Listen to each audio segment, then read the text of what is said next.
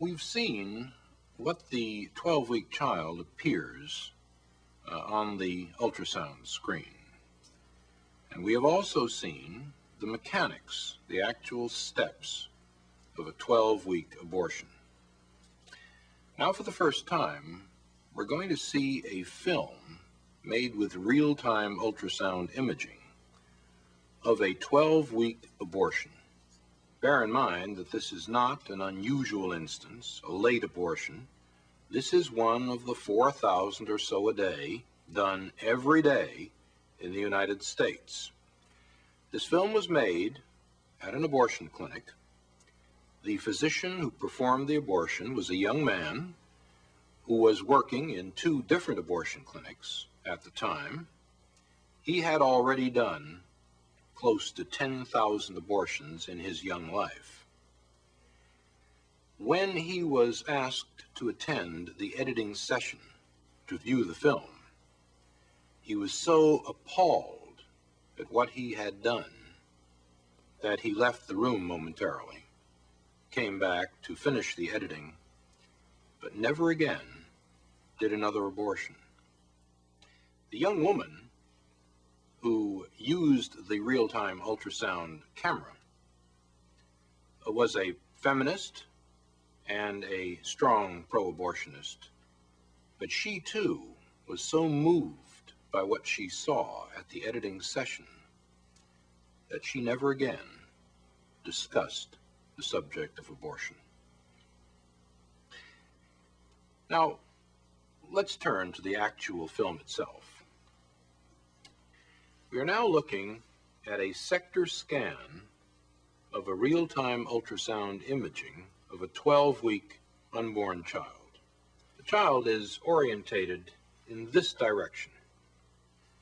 You are looking now at the head of the child here, the body of the child here, and this image is the child's hand approaching its mouth. Looking a little more closely at the child, we can discern the eye, or the orbit of the eye, here, the nose of the child here, the mouth of the child here, and we can even look at the ventricle of the brain here. This is a fluid-filled space in the brain. We see the body of the child here with the ribs in silhouette and the spine of the child at the back.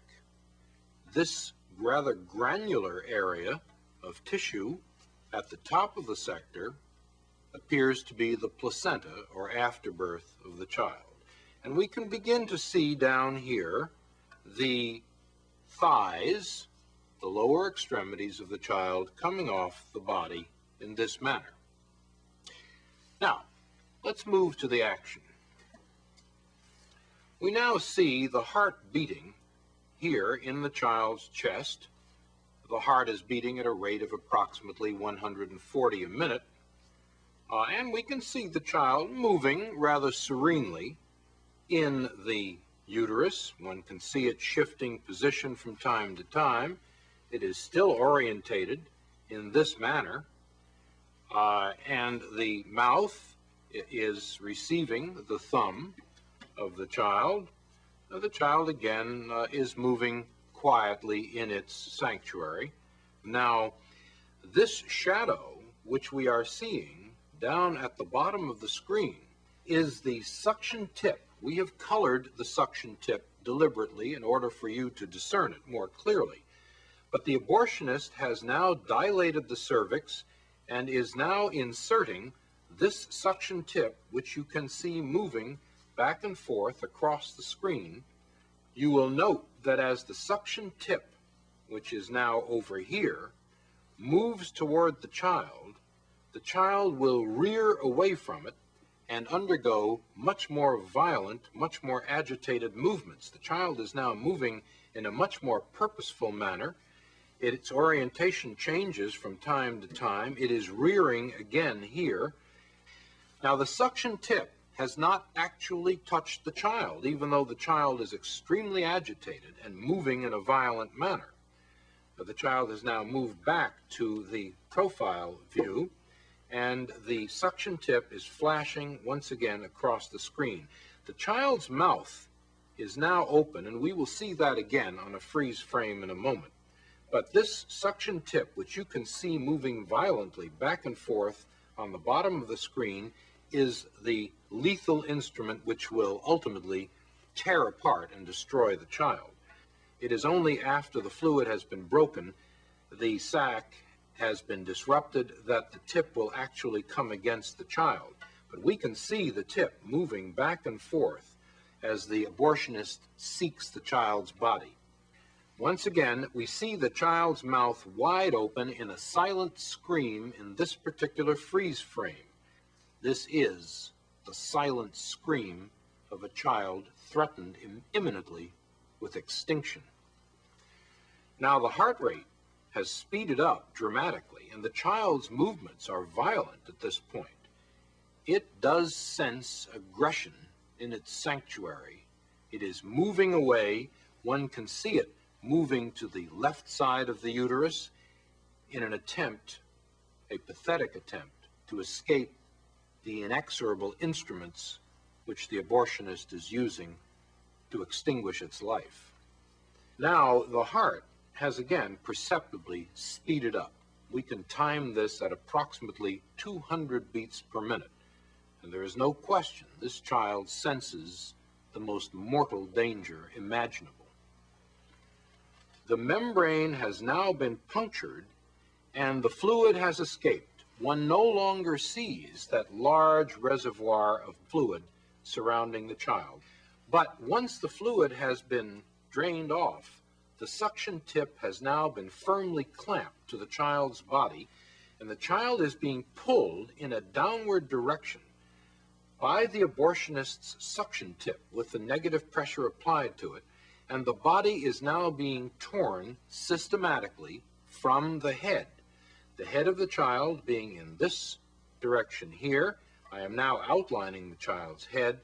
The lower extremities have already been lost, and we see the suction tip flashing from time to time in the screen as a typhoon-like series of echoes, and the child is being tugged back and forth as the suction tip has now been applied to the body, and the abortionist is exerting his traction on the child in this manner.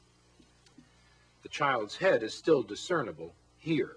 The body is no longer discernible. It has now been torn from the head. What we see now is the head itself with what is called the midline echo of the head and the spicules or fragments of bone. Now this head, which I'm outlining here on this 12-week child, is simply too large to be pulled in one piece out of the uterus. The abortionist is going to have to employ this instrument, the polyp forceps, in an attempt to grab the head. The abortionist will attempt to crush the head with this instrument in this manner and remove the head piecemeal from the uterus. The abortionist and the anesthesiologist have a secret language between them which shields them from the grisly reality of what is going on. The abortionist and the anesthesiologist together refer to the head of this child, which is now being sought, as number one. And the anesthesiologist will inquire of the abortionist, "Is number one out yet? Are we finished?"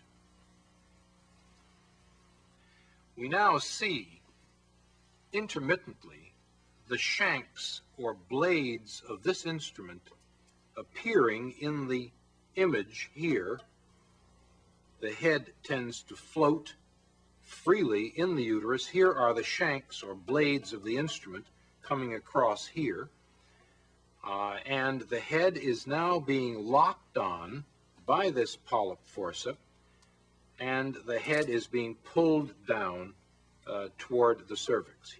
Now all we see remaining are simply the shards, the broken fragments, the pieces of tissue which document that there was once a living, defenseless, tiny human being here.